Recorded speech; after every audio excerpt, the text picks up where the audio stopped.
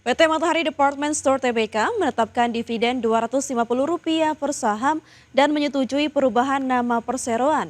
Keputusan ini diambil dalam RUU PST dan RUU PSLB yang digelar 15 April 2026.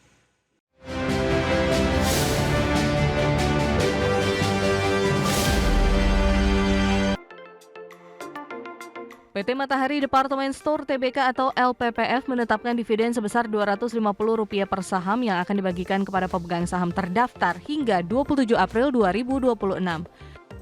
Dengan harga saham di level Rp1.940, dividen yield diperkirakan berada di kisaran 13%. Pada perdagangan terakhir, saham LPPF ditutup melemah 1,02%, mencerminkan dinamika pasar saham.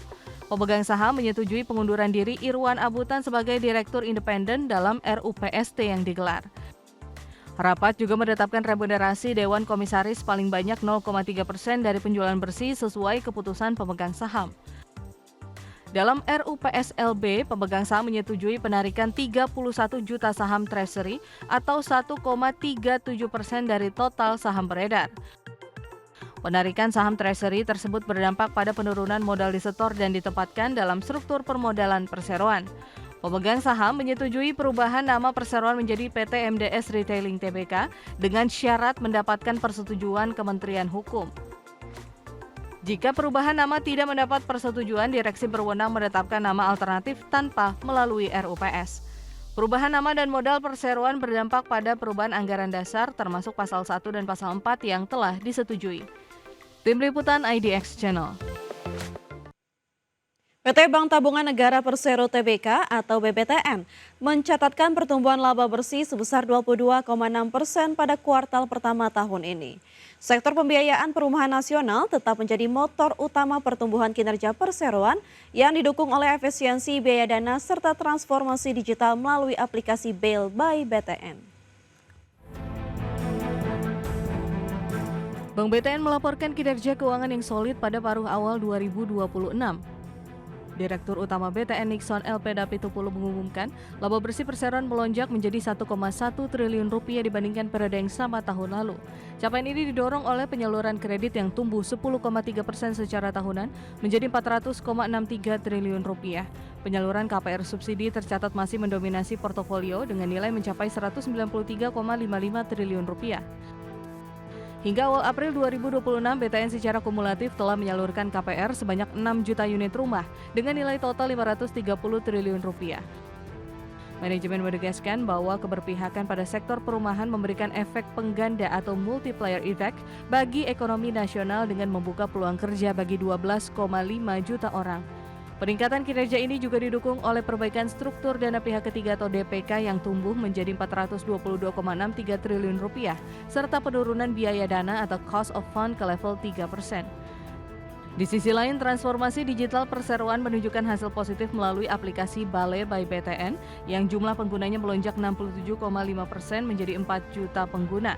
Selain itu, gelaran BTN Jakarta International Marathon atau JAKIM 2026 turut menjadi pendongkrak signifikan bagi transaksi digital dan gaya hidup nasabah.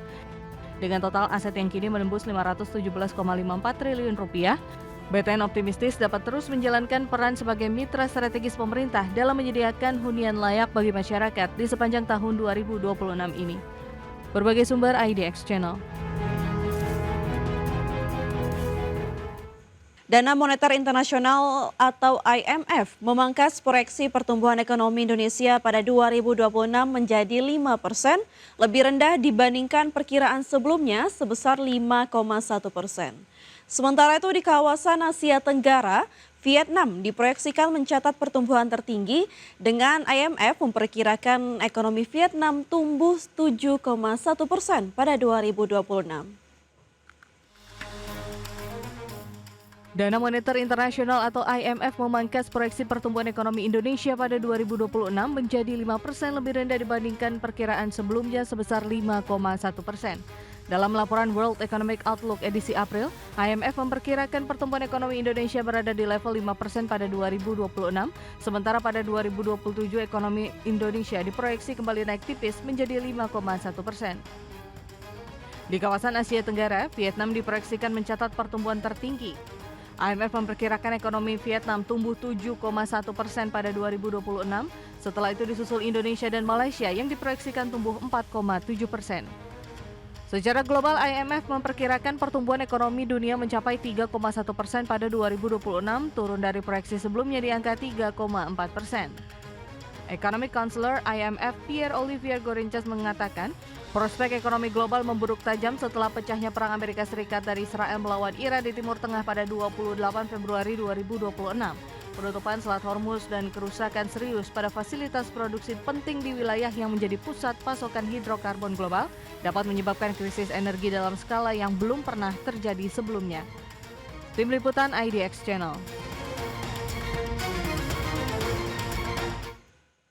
Ya, Menteri Keuangan Purbaya Sadewa melanjutkan agenda internasionalnya di Washington DC setelah sebelumnya bertemu dengan sejumlah investor global di New York.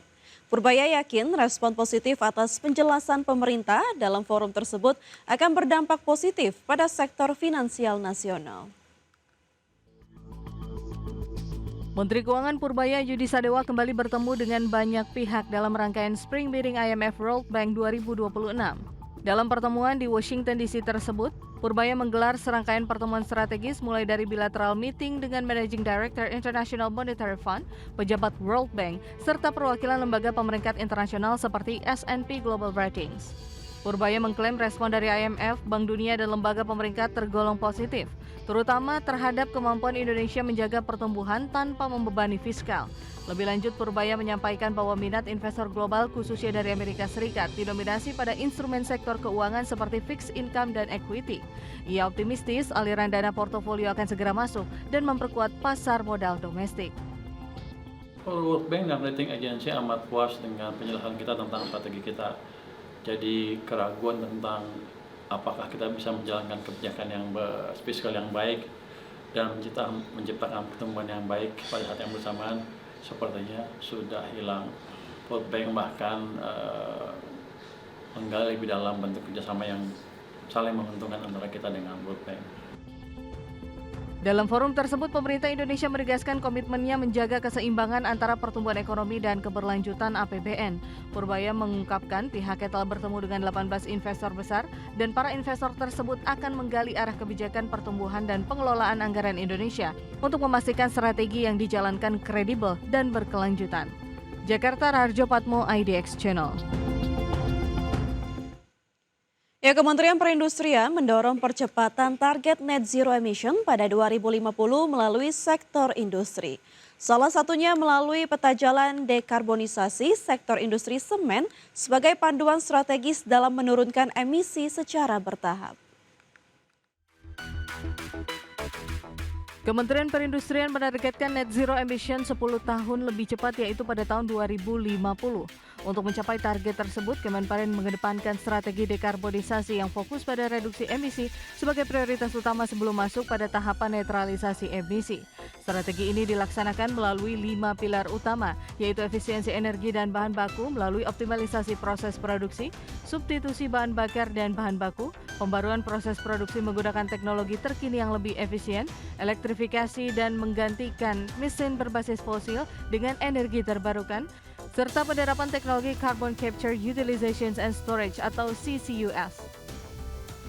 Kepala Badan Standarisasi dan Kebijakan Jasa Industri Emi Suryandari menyebutkan, sektor semen menjadi sorotan utama dalam agenda dekarbonisasi karena Indonesia merupakan produsen semen terbesar di Asia Tenggara dengan kapasitas mencapai 121,66 juta ton per tahun. Industri semen di Indonesia pada saat ini ada 15 perusahaan dengan tersebar di berbagai macam lokasi dan kondisinya sesuai dengan data yang ada, utilisasi di tahun 2025 adalah sebesar 53%. Ya, dan sebetulnya kalau kita bandingkan dengan data di negara-negara Asia Tenggara juga, itu memang kurang lebih berada pada angka yang hampir sama. Artinya adalah pada saat ini sangat-sangat penting untuk kita memastikan bahwa industri semen di Indonesia inilah yang menjadi industri yang mensuplai demand untuk kebutuhan semen di Indonesia. MB menambahkan Kemenperin juga terus berkomitmen menciptakan ekosistem industri semen yang kuat melalui berbagai kebijakan strategis melalui penerapan standar nasional Indonesia semen secara wajib menjamin kualitas produk dan perlindungan konsumen hingga optimalisasi kebijakan tingkat komponen dalam negeri. Jakarta, Ade Firmansyah, IDX Channel. Wakil Ketua MPR RI Edi Suparno menanggapi positif hasil kunjungan kerja Presiden Prabowo Subianto ke Rusia dan Perancis. Salah satu yang paling dicermati secara khusus yakni terkait kerjasama di bidang energi dengan Rusia. Menurut Edi, diplomasi Presiden Prabowo berhasil meyakinkan Rusia untuk memberikan kebutuhan minyak mentah dan gas kepada Indonesia di tengah kondisi energi yang di dunia yang terus terdisrupsi dan menyebabkan terjadinya pasar penjual yang sangat tinggi. Sehingga Indonesia bisa mengunci kebutuhan pasokan energi di tanah air di tengah banyak negara yang mengkonsumsi BBM dan migas dengan jumlah yang besar sedang berebutan pasokan di pasar. Nah, oleh karena itu saya bersyukur bahwa diplomasi energi yang dilakukan oleh Bapak Presiden bisa berhasil dengan baik. Sehingga kita tidak perlu khawatir bahwa suatu ketika misalnya kendaraan kita nggak bisa berjalan, ya kapal laut tidak bisa berlayar, ya kereta api tidak bisa berjalan. Tetapi dengan adanya supply dan pasokan yang sudah bisa terjamin, saya kira kita sudah boleh dikatakan memasuki zona aman. Mudah-mudahan akan berlangsung Selanjutnya pemirsa, pemerintah menyiapkan kawasan transmigrasi sebagai wilayah baru penopang perekonomian nasional. Pemerintah terus melakukan revitalisasi sejumlah infrastruktur dasar untuk memperlancar jalur distribusi komoditas sumber daya alam yang dapat mengerek kinerja ekspor. Pemerintah menyiapkan kawasan transmigrasi sebagai wilayah baru penopang perekonomian nasional. Potensi ekonomi lokal yang berbasis komoditas sumber daya alam dinilai dapat mengerek kinerja ekspor. Menteri Koordinator Bidang Infrastruktur dan Pembangunan Kewilayahan Agus Harimurti Yudhoyono menilai kawasan transmigrasi bukan sekedar kebijakan yang mengatur distribusi perpindahan penduduk, tetapi turut mendistribusikan nilai ekonomi. Selain itu, pemberdayaan manusia juga menjadi sasaran program transmigrasi. AHY menegaskan pemerintah terus melakukan revitalisasi sejumlah infrastruktur dasar untuk memperlancar jalur distribusi hasil sumber daya alam kawasan transmigrasi, sehingga memberikan nilai tambah ekonomi bagi masyarakat di kawasan transmigrasi.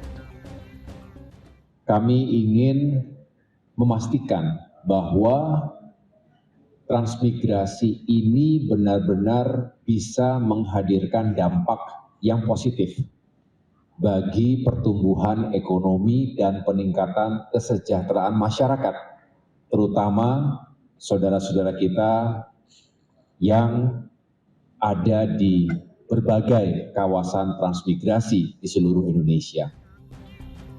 Berdasarkan riset yang dihimpun Kementerian Transmigrasi, lebih dari 70% kawasan transmigrasi belum memiliki infrastruktur dasar yang berfungsi optimal, seperti jalan produksi, irigasi, air bersih, listrik, dan fasilitas pasca panen.